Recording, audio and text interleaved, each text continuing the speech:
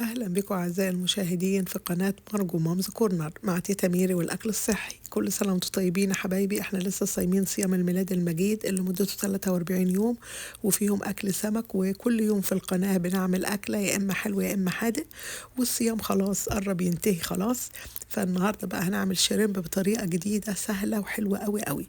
عندي باكيتة بتاعت شريمب، أنا قشرتها وغسلتها وصفتها، وبعد كده عصرت عليها ليمونتين فريش حلوين. وبعد كده عندي التوابل، هي عبارة عن توم فريش بس أنا كنت مفرزاه في الفريزر.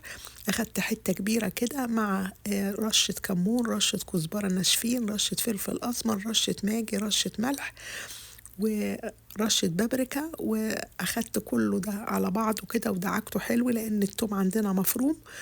فدعكت كل التوابل الجميلة دي، وعندي كمان فلفل أخضر، وحطيتها على الشريمب وسبته حوالي نص ساعة. وبعد كده جبت في الطاسة دي جبت بصلتين كده حلوين، قطعتهم برضو ما بشرتهمش، بيبقوا حلوين في الصلصة لما بتقطعيها، وعليهم معلقتين 3 زيت. وحمرت البصلة، ما حمرتهاش جامد يعني، يبقى لونها كده ذهبي كده حلو، تدبل كده ويبقى لونها ذهبي جميل. وبعد كده حطيت فلفل أخضر، ليك الحرية ان انت تحطي فلفل حامي او بارد زي ما انت حابة.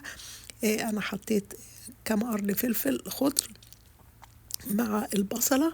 وبعد كده عندي الصلصة زي ما متعودة معايا ان انا بقولك ان انا بجيب العلبة الصلصة الكبيرة، وبحطها في الفريزر وبكسر منها، دي بتبقى اوفر لي. بناخد حتة كبيرة كده صلصة او علبة صلصة كبيرة وبنضيفها على التوم بالبصل بالفلفل الأخضر بالتوابل الجميلة، وبنديهم تقليبة كده حلوة. وبعد كده بنزود كمية مية، ما تزوديش كمية مية جامد عشان الشريمب مش بي يعني ما بياخدش مية، مش بيحتاج مية، بالعكس هو بينزل مية. فيا دوب حطي حبة مية قليلين. وبعد كده هنحط الشريمب بتاعنا بعد طبعا ما المية اللي احنا حطيناها على الصلصة تغلي.